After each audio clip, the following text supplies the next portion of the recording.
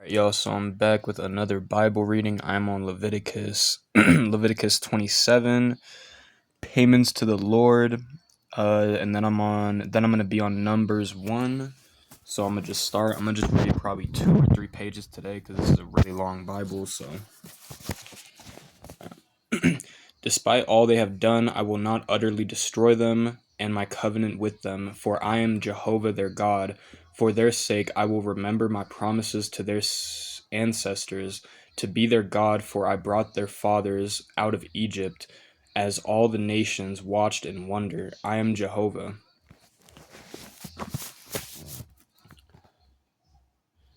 These were the laws, ordinance, and instructions that Jehovah gave to the people of Israel through Moses on Mount Sinai. The Lord said to Moses, "Tell the people of Israel that when a person makes a special vow to give himself to the Lord, he shall give these payments instead. A man from the age of 20 to 60 shall pay $25. A woman from the age of 20 to 60 shall pay $15. A boy from 5 to 20 shall pay $10. A girl a girl $5. A boy 1 month to 5 years old have paid for $2.50. A girl $1.50. A man over 60 shall pay $7.50. A woman $5. But if the person is too poor to pay this amount, he shall be brought to the priest, and the priest shall talk it over with him, and he shall pay as the priest shall decide."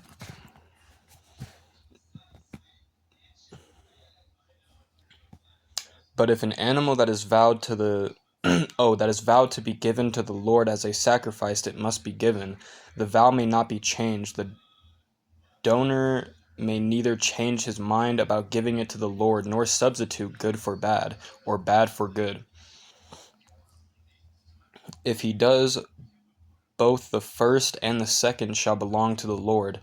But if the animal given to the Lord is not a kind that is permitted as a sacrifice, the owner shall bring it to the priest to value it, and he shall be told how much to pay instead. If the animal is a kind that may be offered as a sacrifice, but the man wants to redeem it, then he shall pay 20% more the value set by the priest. If someone donates his home to the Lord and then wishes to redeem it, the priest will decide its value, and the man shall pay the amount plus 20%. And the house will be his again. If a man dedicates any part of his field to the Lord, value it in proportion to its size as indicated by the amount of seed required to sow it. A section of land that requires 10 bushels of barley seed for sowing is valued at $25. If a man dedicates his field in the year of Jubilee, then the whole estimate shall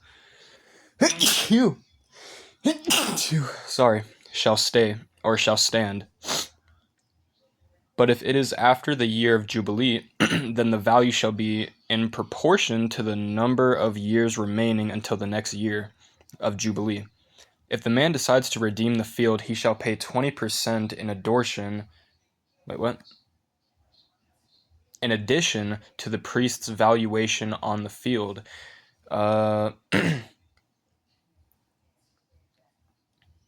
Valuation, and the field will be his again. But if he decides not to redeem the field, or if he has sold the field to someone else and has given it to the Lord, his rights to it at the year of Jubilee, it shall not be returned to him again. When it is freed in the year of Jubilee, it shall belong to the Lord as a field devoted to him, and it shall be given to the priests. If a man dedicates the Lord a field he has bought, but which is not part of his family possessions, the priest shall estimate the value until the year of Jubilee. And he to the Lord. Wait, what? Oh, the field shall return to the original owner from whom it was bought. All the valuations shall be started in standard money, I think.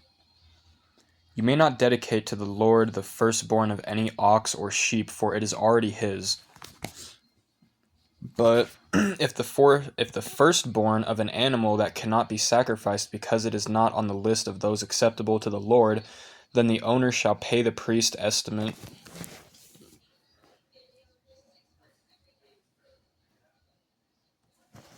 Oh.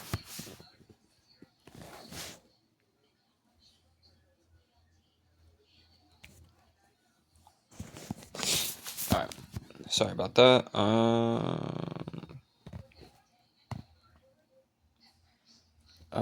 Or if the owner does not redeem it, then the priest may sell it to someone else. However, anything utterly devoted to the Lord, people, animals, or inherited fields, shall not be sold or redeemed, for they are the most holy to the Lord. No one sacrificed by the courts to die. No one sentenced by the courts to die may pay a fine. Instead, he shall surely be put to death. A tenth of the produce of the land, whether grain or fruits, is the Lord's and is holy. If anyone wants to buy back this fruit or grain, he must add a fifth to its value, and the Lord owns every 10th animal of your herds and the flocks and other domestic animals. And they pass by the counting. Wait, what? And they pass by for counting. The 10th given to the Lord shall not be selected of the bias of whether it is good or bad, and there shall be no substitutes.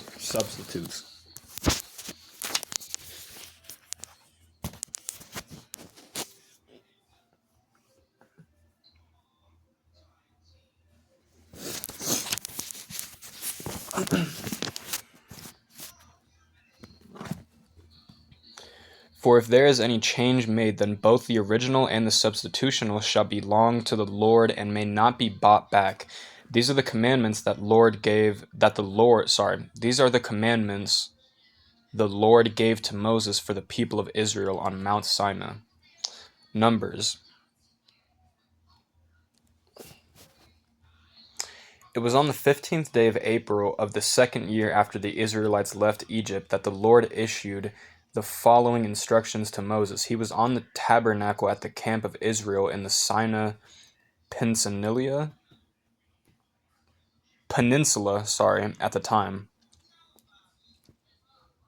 Take a census of all the men 20 years old and older who are able to go to war, including their tribe and family. You and Aaron are to direct the project assisted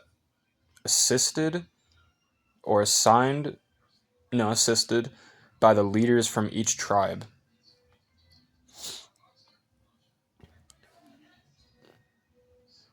And then this just shows all the names of the tribes. So these were the tribe leaders elected from among the people. On the same day, Moses and Aaron and the above-named leaders summoned all the men of Israel who were 20 years or older to come and register,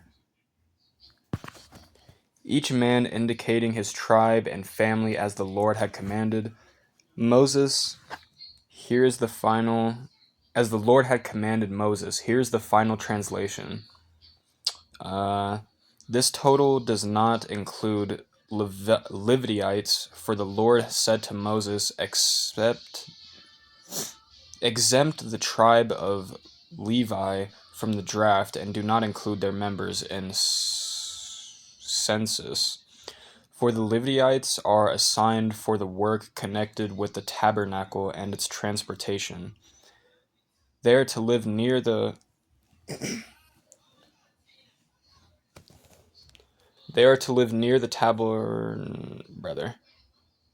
crud. I'm terrible at reading. They are to live near the tabernacle, and whenever the tabernacle is moved, the Levites are to take it down and set it up again. Anyone else touching it shall be executed. Each tribe of Israel shall have a separate camping area with its own flag. The Levites' tents shall be clustered around the tabernacle as the wall between the people of Israel and God's people. Oh, and God's wrath, to protect them from his fierce anger against their sins. And I mean, again, I know a lot of this does sound harsh, but the problem is that this is the Old Testament, so this is not, I don't think this has anything to do with what we're supposed to do nowadays, because I don't see anybody else sacrificing animals anymore, so I don't think that's what we're supposed to be doing. This was just made for specific people, I'm pretty sure, but